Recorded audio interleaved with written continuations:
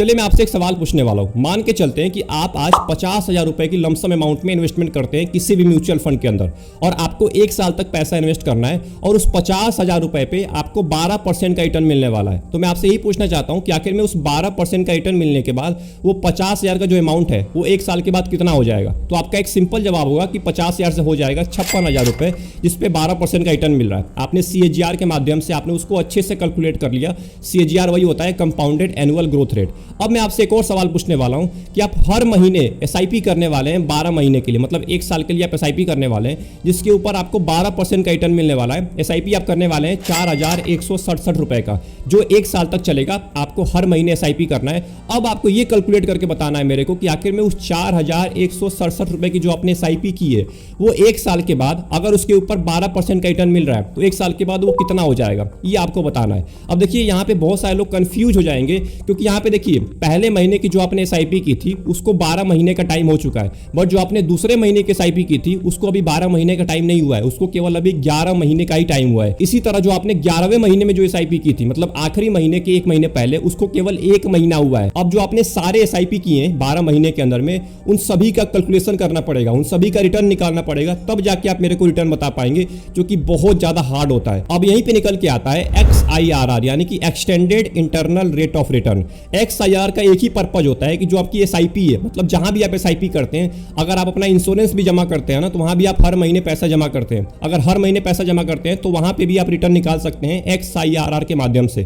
केवल mutual fund में भी नहीं अप्लाई होता है, ये हर जगह अप्लाई होता है जहां पे आप हर महीने पैसा इन्वेस्ट करते हैं। तो देखिए XIRR इसीलिए बनाया गया कि देखिए हर एक SIP के ना एक एज होती है। आपने पहले महीने की SIP की थी, 1 साल तक आपने SIP किया तो उसको 12 महीने हो गए, बट 11वें महीने के SIP को केवल अभी 1 महीना हुआ है। तो हर एक SIP की एज होती है और हर SIP का अलग अलग रिटर्न होता है, तो सबको कैलकुलेट करना CAGR के माध्यम से बहुत ज्यादा मुश्किल हो जाता है, इसीलिए बनाया गया XIRR। अब चलिए एक और एग्जांपल समझते हैं। मान के चलते हैं कि आप हर महीने 10,000 रुपए की SIP कर रहे हैं अपने म्यूचुअल फंड के अंदर और आपका टाइम होरिजन है 5 साल का। आपको 5 साल तक इन्वेस्ट करना है हर महीने 10,000 रुपए।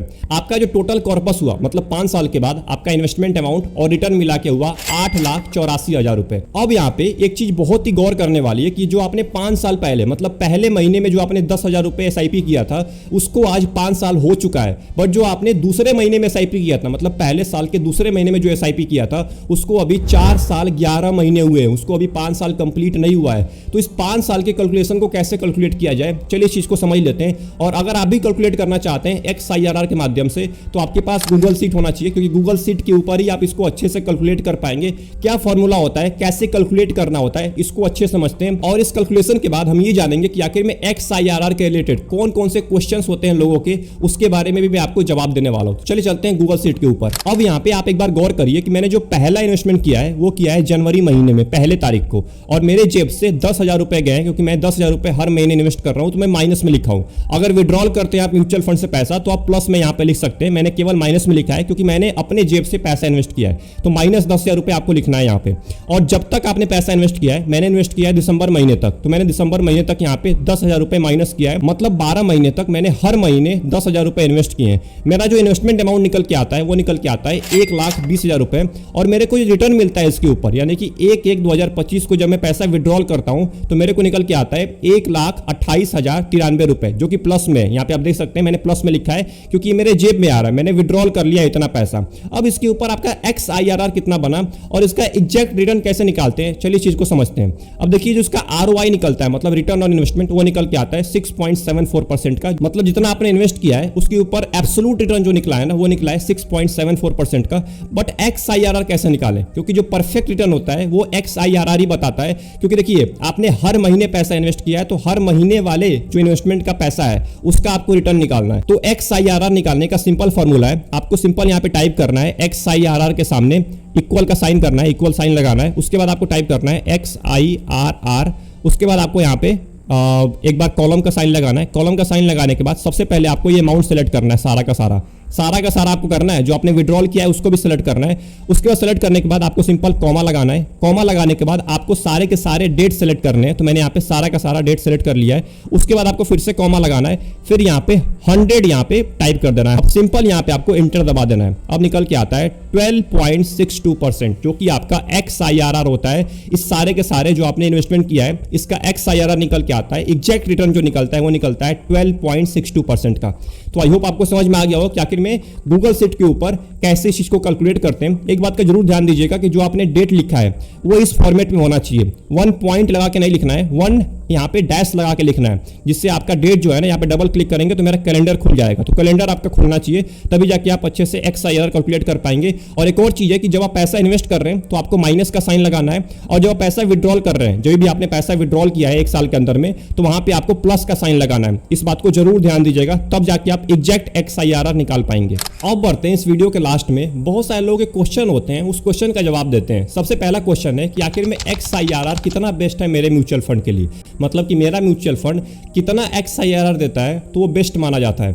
अब देखिए, इक्विटी म्यूचुअल फंड में अगर आप इक्विटी म्यूचुअल फंड के इन्वेस्टर हैं तो आपका जो मिनिमम XIRR होना चाहिए वो 12% से कम नहीं होना चाहिए। अगर 12% का XIRR है लंबे टाइम में, अगर आप शॉर्ट टर्म के इन्वेस्टर हैं 1 या 2 साल के, तो आपका XIRR ज्यादा ही होगा। अगर आप लॉन्ग टर्म के इन्वेस्टर हैं तो आपका XIRR कम हो जाता है। तो मतलब अगर 12% का XIRR आपको 10 साल 20 साल के बाद निकलता है तो बहुत ही बेस्ट माना जाता है। दूसरा क्वेश्चन है कि क्या CAGR जो होता है वो XIRR से बेस्ट होता है। अब देखिए, मैं यहाँ पे बेस्ट की बात नहीं करने वाला हूँ, सिंपल मैं आपको समझाने वाला हूँ कि दोनों का अलग अलग काम है।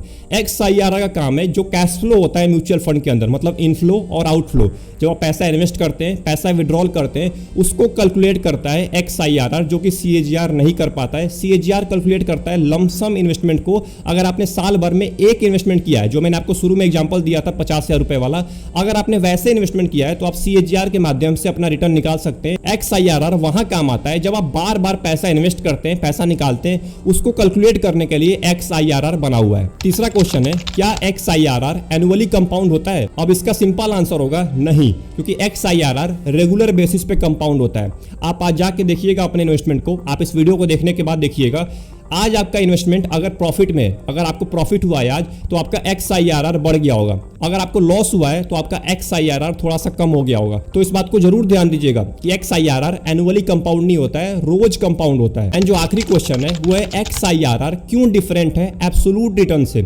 अब देखिए, एब्सोल्यूट रिटर्न क्या होता है इसको जान लेते हैं। एब्सोल्यूट रिटर्न होता है कि वो फ्यूचर वैल्यू, मतलब जो आपके इन्वेस्टमेंट की फ्यूचर वैल्यू है, उसके बेसिस पे आपको बताता है कि आपको कितना रिटर्न मिल सकता है। आपको मिलेगा ये नहीं बताता है, मिल सकता है ये बताता है एब्सोल्यूट रिटर्न। बट जो XIRR होता है वो आपका कैश फ्लो, जो रेगुलर कैश फ्लो है आपके म्यूचुअल फंड के अंदर, उसको कैलकुलेट करके आपको एग्जैक्ट रिटर्न बताता है कि आपके म्यूचुअल फंड का अभी के टाइम पे, करंट टाइम में कितना आपका म्यूचुअल फंड ने आपको रिटर्न दिया है। तो आई होप आपको इस पूरे वीडियो में ये समझ में आ गया होगा कि आखिर में XIRR क्या होता है, क्योंकि बहुत सारे लोगों को XIRR के बारे में बिल्कुल भी नहीं पता होता है। केवल वो देखते हैं यार मेरे को ना 50% का XIRR है, 60% का XIRR है। अब देखिए, अगर आपको 1 साल हुआ है, 2 साल हुआ है, 3 साल हुआ है इन्वेस्टमेंट करते हुए, तो आपका XIRR ज्यादा ही होगा। अगर आप लॉन्ग टर्म में देखेंगे तो XIRR ज्यादा नहीं होता है, कम से कम 12% का होता है और मैक्सिमम 18 से लेकर 20% का होता है। इससे ज्यादा आपका XIRR नहीं होता है। अगर इससे ज्यादा है, इसका मतलब आपके म्यूचुअल फंड ने अच्छा खासा रिटर्न दिया है।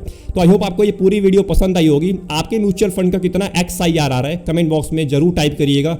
मिलते हैं एक और इंपॉर्टेंट वीडियो में एक और इंटरेस्टिंग टॉपिक के साथ। तब तक के लिए अपना ध्यान रखिए। Best of luck.